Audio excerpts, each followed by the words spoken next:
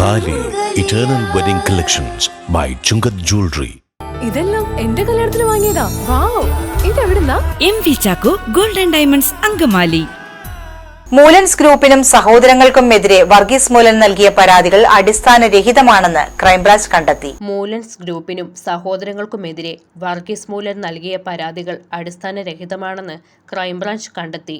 സ്ഥാപനങ്ങളും സ്വത്തുക്കളും തട്ടിയെടുത്തെന്ന് ആരോപിച്ച് പിതാവിനും സഹോദരങ്ങൾക്കുമെതിരെ വർഗീസ് അങ്കമാലിയിലും വർഗീസിന്റെ സഹോദരങ്ങൾക്കും ഭാര്യമാർക്കുമെതിരെ വർഗീസിന്റെ ഭാര്യ മാർഗരറ്റ് തൃക്കാക്കരയിലും പോലീസിന് നൽകിയ പരാതികളിലാണ് കണ്ടെത്തൽ. കുടുംബസ്വത്ത് കൂടുതൽ ലഭിക്കാനായി സമ്മർദ്ദം ചെലുത്താനാണ് പരാതികളെന്ന് അങ്കമാലി ഫസ്റ്റ് ക്ലാസ് മജിസ്ട്രേറ്റ് കോടതിയിൽ ക്രൈംബ്രാഞ്ച് എറണാകുളം യൂണിറ്റ് നൽകിയ റിപ്പോർട്ടിൽ പറയുന്നു.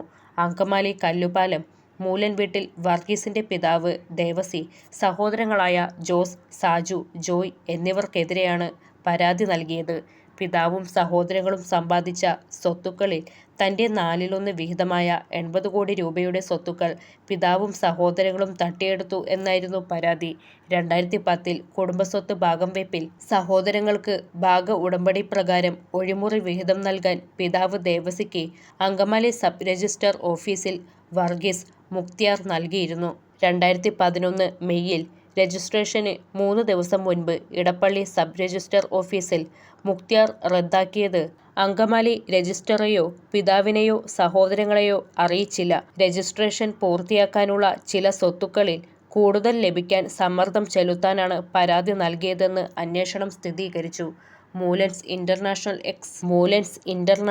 എക്സിം പ്രൈവറ്റ് ലിമിറ്റഡ് കമ്പനിയിലെ വർഗീസിന്റെയും മാർഗരറ്റിന്റെയും ഓഹരികൾ കൈമാറ്റം ചെയ്ത രേഖകൾ ഉണ്ട്. L&P പ്രൈവറ്റ് ലിമിറ്റഡ് കമ്പനിയിൽ നിന്ന് വർഗീസിന്റെ മകൻ വിജയ് രാജിവെച്ചതിന്റെയും ഓഹരി കൈമാറിയതിന്റെയും രേഖകളുണ്ട്. 14 വർഷമായി പിതാവിനും തങ്ങൾക്കും എതിരെ പരാതികൾ നൽകാനും മാധ്യമങ്ങൾ വഴി അപകീർത്തിപ്പെടുത്താനും വർഗീസ് ശ്രമിച്ചതായി സഹോദരങ്ങൾ പറയുന്നു.